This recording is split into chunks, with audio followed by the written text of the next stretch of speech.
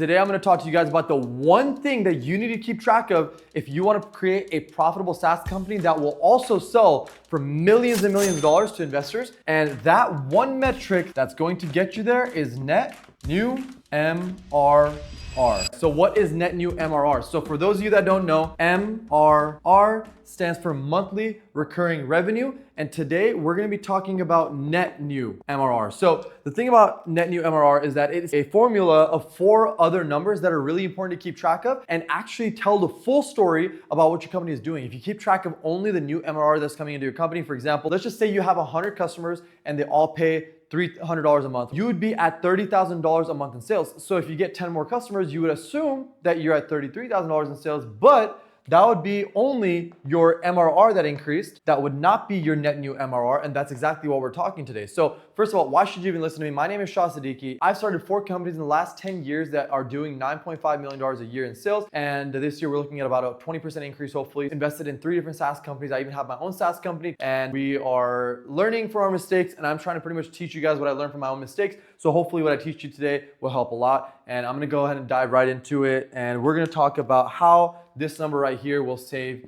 your SaaS company. So Net New MRR is compiled of a few different things. And by the way, these are all in dollar values. We've also got another positive dollar value, New MRR, which is your new customers. Sometimes people refer to these as users or accounts. It would be referred to as accounts. If you're selling to shops that have multiple users, you don't want to count them as users. You'd want to count them as accounts. We've got positive dollars coming in the expansion MRR, and this right here is upgraded accounts. So that would be people that have a $300 subscription that end up adding on more users in their shop or whatever the case might be, and now they're paying $500 this month, right? So that would be an upgraded account. That means you have more money coming in that month, so that's also a positive dollar value. And then we've got 2 negative dollar values on here. Contraction MRR. So contraction MRR, if you're paying attention, is the opposite of upgraded accounts, which is downgraded accounts. And then last and most importantly, we've got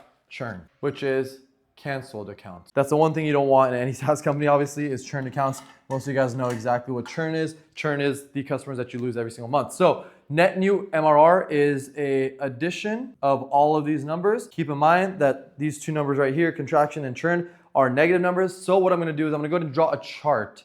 And we're gonna go ahead and add a negative y-axis. Quickly drew a graph up on the board. We've got the 5, 10, 15, 20, 25,000, $5,000 steps here. We've got the months right here. And we're just gonna go ahead and start putting all of these on the board. And at the end, I'm gonna show you the relationship, and I'm gonna go ahead and put a rectangle around this, that the Net New MRR has with these other 4 values here. So let's start off with the blue, which is our new MRR. And these are all the 4 things you need in order to calculate the Net New MRR, which is the ultimate guiding indicator of whether your company is actually making money or not. Let's go with new MRR first. Let's start off at 0 and say that we got 5,000 in new accounts closed, and then 10,000.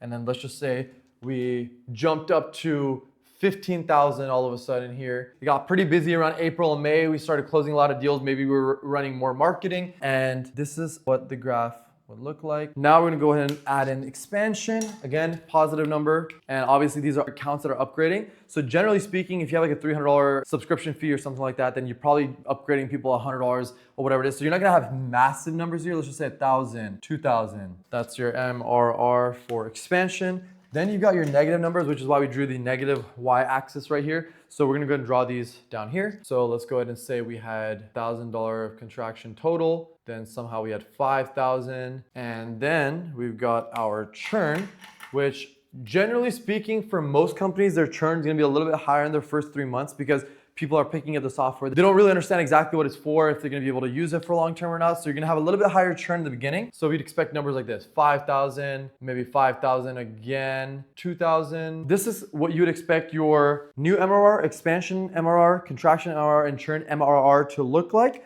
Now, your Net New MRR is a combination of every single line. So I'm just gonna give you like a rough idea because I'm not, Excel sheets, but it's gonna look something in the region of something like this. So that is a compilation. So this right here is what you wanna be paying attention to, because at the end of the day, that's what tells you the full story. So the companies that make the most and exit for the most are the ones that have two things: growth and profitability. Ultimately, the profitability can only be calculated. Obviously, you have to take a lot of more things into consideration. For example, your cost of goods sold, like what the product is actually costing you to host and so on and so forth. For a quick idea, you could look at this pretty quickly and understand exactly what direction your company is headed in. And in fact, your investors are going to be more interested in this number than they're ever going to be interested in the rest of the numbers. Because in reality, as long as you can get these clients and you can retain them, so that means that your churn number is low, which means that your growth hopefully is going to be high. If your new accounts are high and your churn is low, that means your growth is high.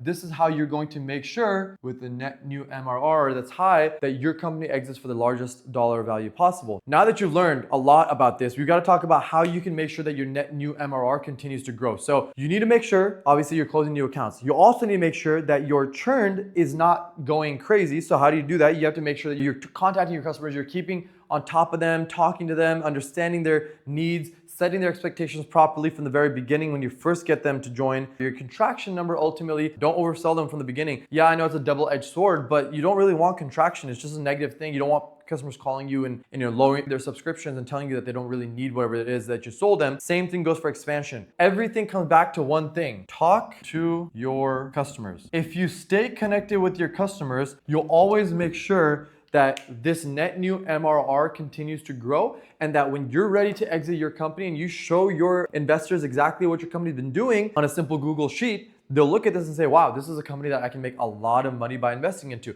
And so, by the way, like I said at the very beginning of this video, we do have a template that we've created in the Unreasonable Club, which is available for download for all members, which will help you just put a simple input of your monthly sales numbers. It'll allow you to create graphs like this and 10 other graphs that your investors can look at to see the beautiful growth of your company. And so what this is gonna allow you to do is sell that company for the most amount of money possible. And hopefully, guys, in learning all of these things today, you understand that the growth of your SaaS company is not just about increasing the number of accounts, but also keeping track of your contractions, your expansions, and also your churn MRR. If you can understand these four things, you can always calculate the net new MRR, which will ultimately lead you to being an extremely informed SaaS founder, as well as being able to sell your company for the most amount and exit for tens of millions, if not hundreds of millions of dollars. So with that said, guys, thank you so much for watching. Don't forget to like, subscribe, comment down below. Hopefully this helped you. And also don't forget to visit theunreasonableclub.com.